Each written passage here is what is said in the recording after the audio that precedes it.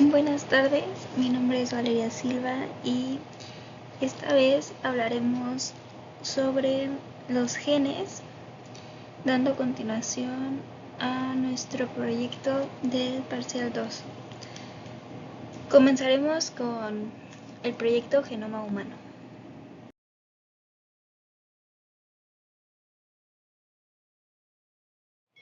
El proyecto Genoma Humano fue un programa de investigación colaborativo internacional y su objetivo era el mapeo y entendimiento completo de todos los genes de los seres vivos, de los seres humanos.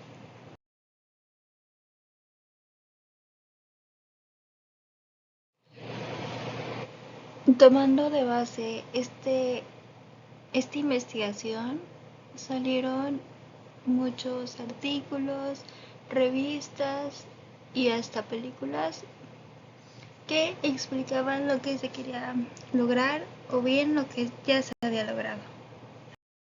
El proyecto Genoma Humano ha revelado que existen probablemente alrededor de 20.500 genes humanos. Y bueno, la secuencia humana completa ahora puede identificar sus ubicaciones.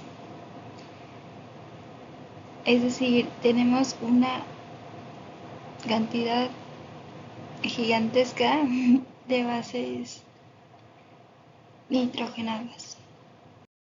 Este proyecto fue una culminación natural de la historia de la investigación de la genética. Comenzó en 1911. Alfred Sturtevant, en aquel entonces un investigador como estudiante universitario, se dio cuenta que él podía mapear las ubicaciones de los genes de la mosca de fruta y estas cuyas mutaciones estaban siendo estudiadas por el laboratorio de Morgan a lo largo de varias generaciones. El primer mapa genético puede ser comparado con el primer vuelo de los hermanos Wright. A su vez, el proyecto Genoma Humano puede ser comparado con el programa Apolo que llevó a los seres humanos a la Luna. El material hereditario de todos los organismos multicelulares es la famosa doble hélice de ácido desoxirribonucleico, que esta, como sabemos, contiene todos nuestros genes. Todos estos genes están formados por tramos de 4 bases nitrogenadas, ordenadas de distintas maneras y en distintas longitudes. Los investigadores de este proyecto descifraron el genoma humano de 3 maneras principales, pero bueno, más adelante vamos a ver esto. Y bueno, aquí se presenta una línea del tiempo del proyecto Genoma Humano, que comienza en 1981, cuando Japón quiere mejorar la tecnología de la secuenciación, pasando a 1984, cuando Robert Sinsheimer de Estados Unidos ya se plantea una idea de cómo se podría hacer esto. En 1985, este mismo científico hace una conferencia muy importante sobre la genética molecular. De esta manera, en el 86, el Departamento de Energía organiza un taller para un proyecto de mapeo y secuenciación. En este mismo año, Walter Gilbert y Paul Berg coordinan una sesión llamada Proyecto Genoma Humano, para que en 1988 el NIH cree el Instituto Nacional para las Investigaciones del Genoma Humano. Continuando con lo anterior, en 1988 el DE y el NIH firmaron un memorándum de entendimiento. En 1998, 10 años después, Craig Venter propuso una nueva metodología, lo que hace que en el 90 inicie oficialmente el proyecto Genoma Humano. En el 2000 se puede anunciar el 99% del secuenciamiento para que en el 2001 se haga por fin un borrador de genoma humano y finalmente en el 2003 se concrete la secuenciación completa del genoma. Y bueno, para retomar, recordemos que se inició en el año de 1990 con una previsión de 15 años. Esto quería saber qué codificaba cada gen y la secuenciación de estos. El primer borrador se presentó en el 2000 y finalmente estuvo completo para el 2003. Y bueno, fue también declarado como Patrimonio de la Humanidad por la UNESCO. Y bueno, también, como ya mencioné, los objetivos iban a servir para dos sectores, el privado y el público. En el privado, esto podía explotar comercialmente los resultados y en el público, pues iba a servir para desarrollar métodos más eficaces para el tratamiento de prevención de enfermedades genéticas, ya que sería más fácil identificar en qué sección se encuentra cada enfermedad y cómo combatirla.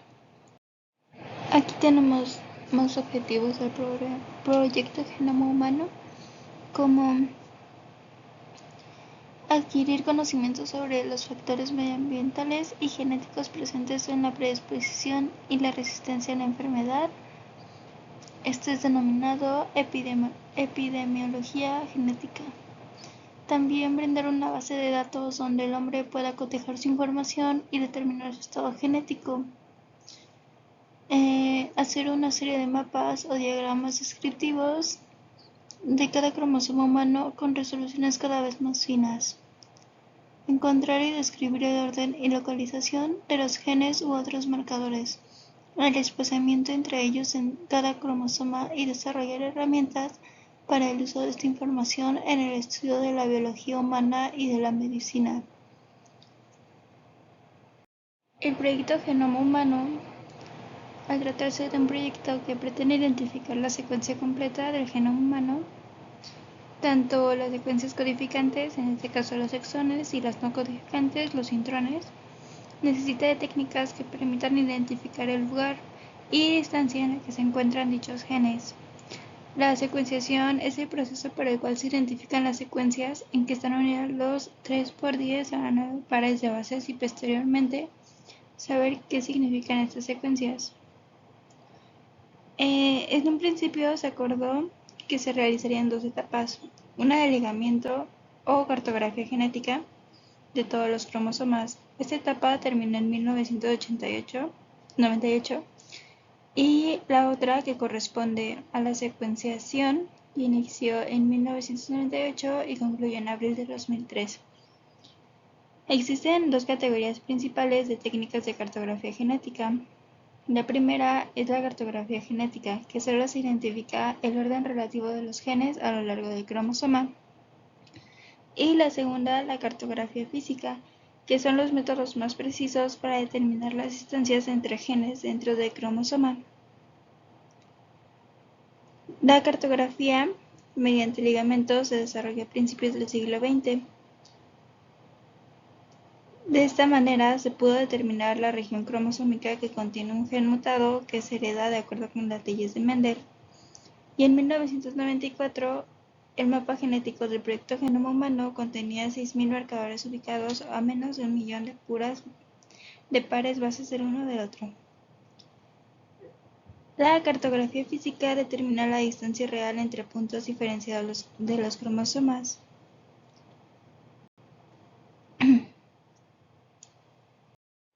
Bueno, y aquí tenemos algunos de los resultados obtenidos por el proyecto Genoma Humano, como que contiene 3.1647 por 10 a la 6 KB de nucleótidos. El tamaño del gen promedio consiste en 3.000 bases, pero los tamaños varían enormemente. Y el gen más grande para codificar la distrofina tiene 2.4 millones de bases. El número total de genes estimados es de 30.000 a 35.000. Esto mucho menor a las estimaciones hechas anteriormente, que iban de 80.000 a 140.000. Casi todas las bases nucleótidas son exactamente las mismas en toda la población. Las funciones son desconocidas para más del 50% de los genes descubiertos. Menos del 2% del genoma codifica para las proteínas. Las secuencias repetidas que no codifican para proteínas comprende al menos el 50% del genoma humano. Las secuencias repetitivas, como se pensaba, no tienen funciones directas, pero apoyan la estructura y la dinámica del cromosoma. Con el tiempo, estas repeticiones se acomodan al genoma, creando nuevos genes y modificando y reorganizando los genes existentes.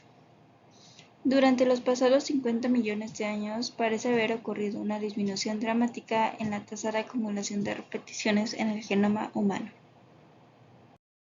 Como ya expliqué anteriormente, el número total de genes estimados es de 30.000 a 35.000. Base de datos del genoma humano. Actualmente funcionan principalmente dos tipos de bases de datos genómicos. Una es el Consorcio Internacional de Bases de Datos de Secuencias y está formado por GenBank, el Banco de Datos de ADN de Japón, y el de EMBL. Este alberga los datos de secuencias. Las tres bases comparten y complementan toda la información. Y en España existe un nodo de EMBL residente en el Centro Nacional de Biotecnología en Madrid.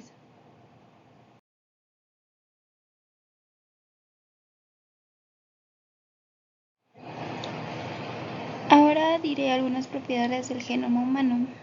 Este está constituido por 3.272.480.987 pares de bases.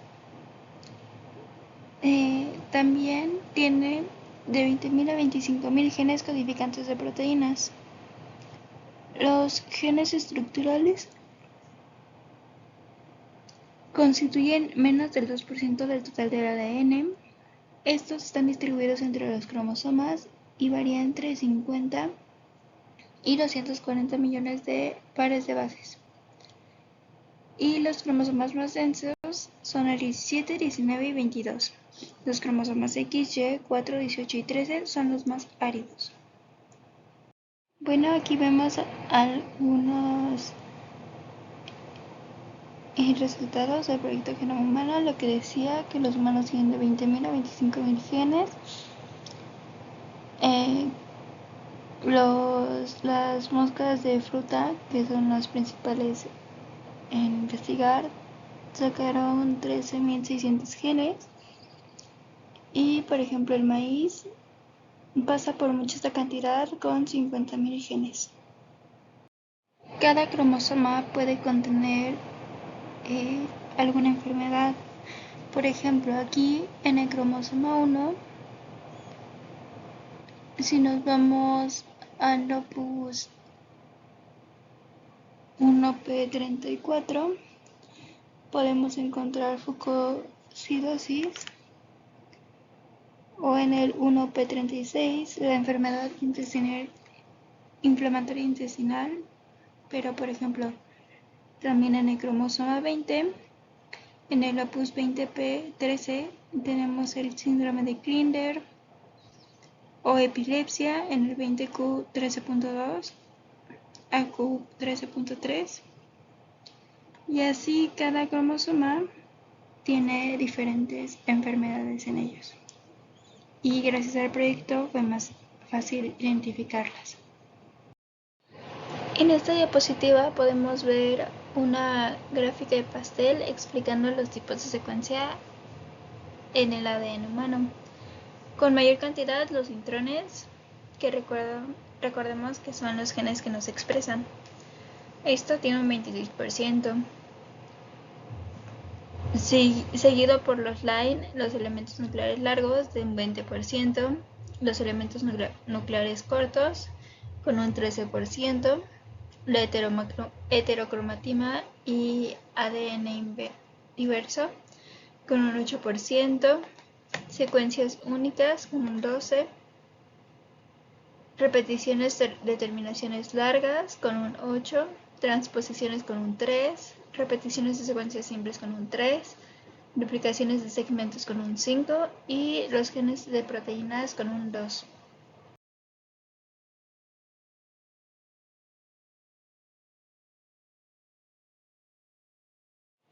Frederick Sanger es uno de los pocos científicos en haber obtenido 2 premios Nobel, uno en 1958 por determinar la secuencia química de la insulina y otro en 1980 por sus técnicas de secuenciación de los elementos que componen el ADN, es decir, el material del que están hechos nuestros genes. El método de secuenciación de Sanger. Este es una forma de secuenciar una secuencia de ADN relativamente sencilla. Se trata de una técnica desarrollada por el bioquímico británico Frederick Sanger a mediados del siglo XX. Este método se basa en la acción de las ADN polimerasas. Estas enzimas son muy importantes para nuestras células, ya que son capaces de unirse a una cadena de ADN, a lo que se le haya unido un fragmento corto de ADN complementario, es decir, un cebador, previamente e ir añadiendo nucleótidos. De este modo, de una cadena simple podemos obtener una doble cadena. Este proceso ocurre de una forma natural en nuestras células y es el que ocurre en la secuenciación de Sanger, salvo por un detalle: la presencia de los nucleótidos.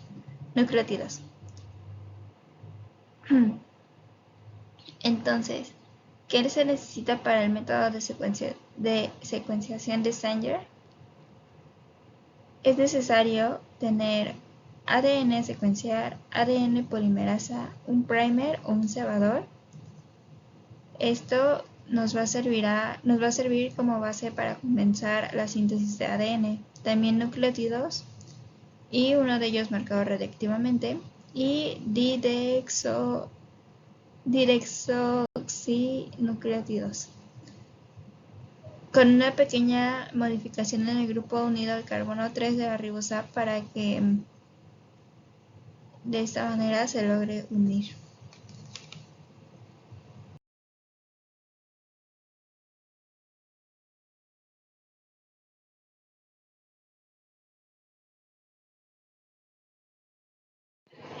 En esta diapositiva se nos explica que el 99% de los genes humanos son iguales.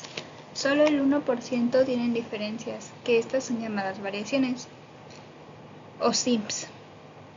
Y esto es lo que se estudia. Estas variaciones en la secuencia del ADN pueden afectar la respuesta de los individuos a enfermedades hereditarias, enfermedades infecciosas y respuesta a los fármacos. Un SNP es un cambio de secuencia que afecta solo a un nucleótido. En este caso sería lo amarillo, que sería, por ejemplo, aquí. En la secuencia, en vez de guanina del individuo 1, el individuo 2 tiene la timina. Y bueno, esto crea variabilidad de características, por ejemplo, el color de ojos o el color de cabello. Son muy pequeños los cambios, pero pues se notan al momento de expresarse. Un polimorfismo es el cambio de la secuencia del ADN en donde al menos 2 secuencias diferentes pueden estar presentes. Cada secuencia presente en al menos 1% de la población sin asociarse de forma directa con el desarrollo en una enfermedad.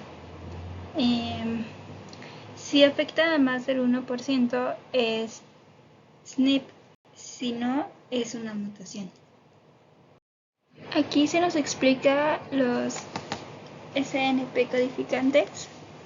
que son los que se localizan en la secuencia codificante.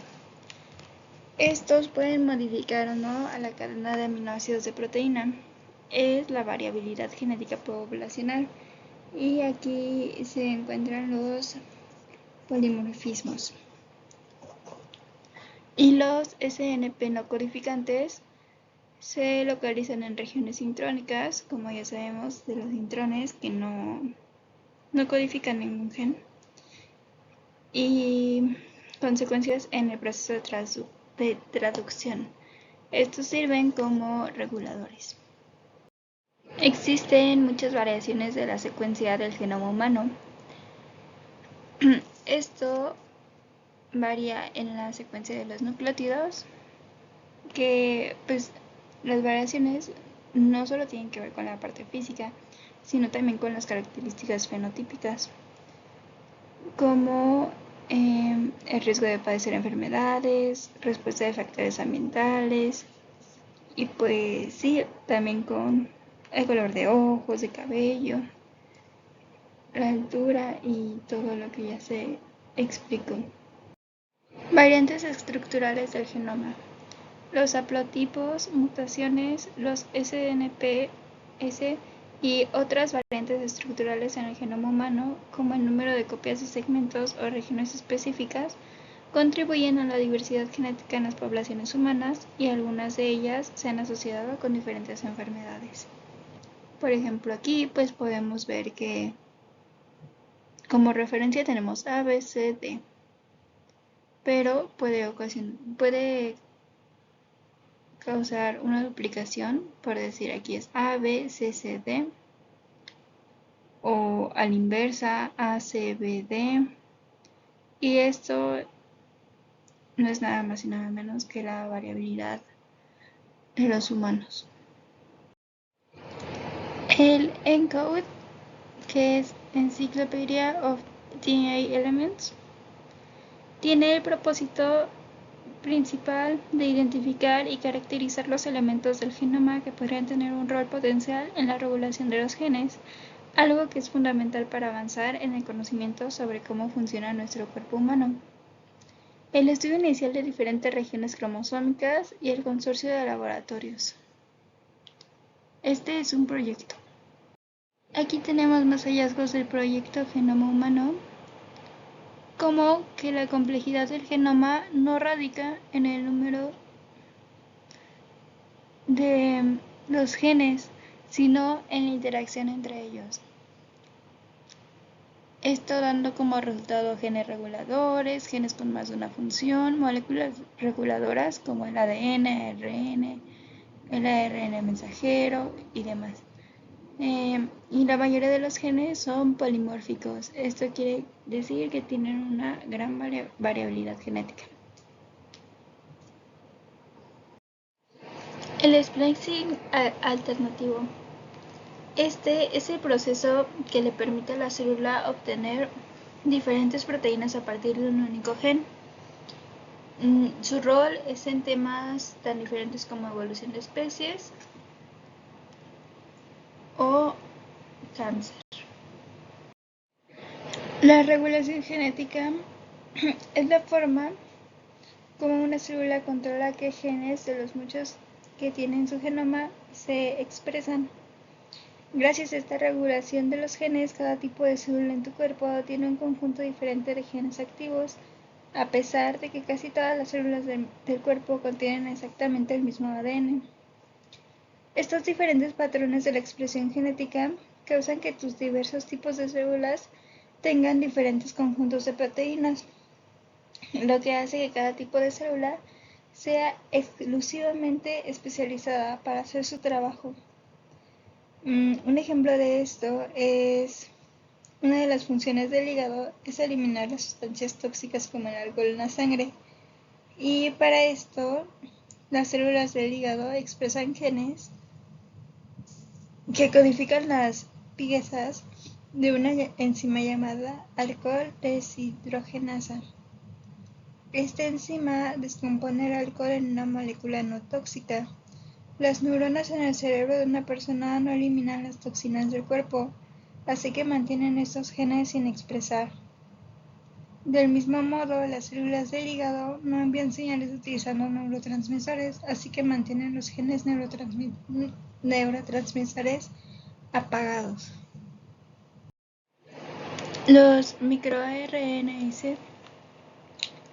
regulan la expresión genética y estos pueden participar en el desarrollo de enfermedades como el cáncer, del sistema inmune, enfermedades coronarias y diferentes trastornos mentales y neurológicos. Por ejemplo, aquí tenemos pues unos ejemplos que es de metástasis o de tumores.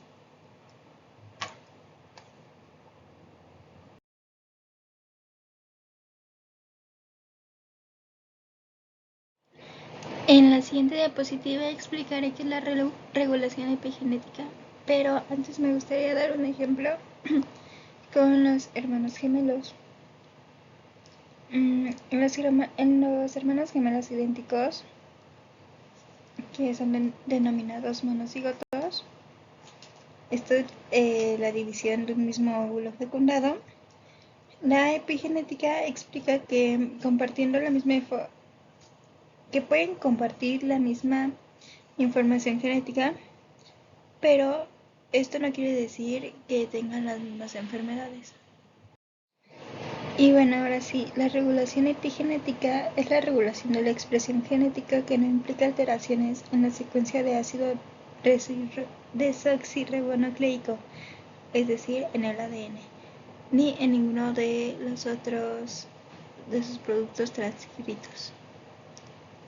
Y los principales mecanismos epigenéticos es la metilación del ADN, la modificación post-traduccional de histonas o el silenciamiento de genes mediados por los microRNAs. La metilación del ADN.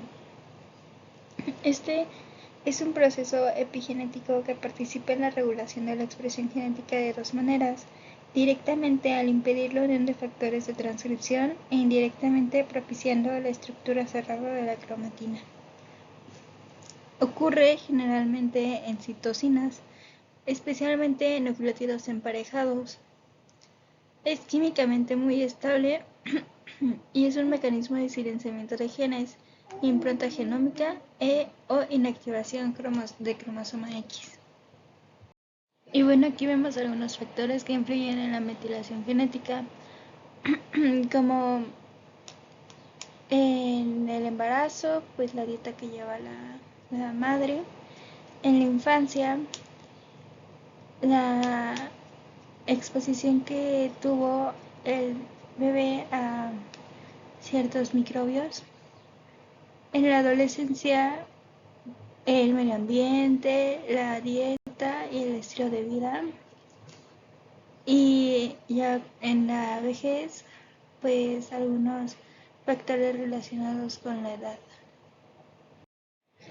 Por otro lado, la metilación aberrante es un fenómeno relativamente frecuente en los procesos neoplásticos caracterizados por la inestabilidad genómica y alteraciones en la expresión genética. Y bueno, la metilación fisiológica es la que ya se explicó, que puede ir desde la inactivación del cromosoma X hasta la regulación transcripcional o el mantenimiento de la estabilidad cromosómica. Las modificaciones transcripcionales de histonas son cambios químicos de los aminoácidos de la colamino terminal amino realizadas por enzimas especializadas que alteran la estructura de la cromatina, silenciando o activando regiones enteras del cromosoma y de los genes situados de ahí. Y bueno, aquí tenemos un ejemplo de cómo sucede esto. Por ejemplo, en un DNA de una célula normal sucede una activación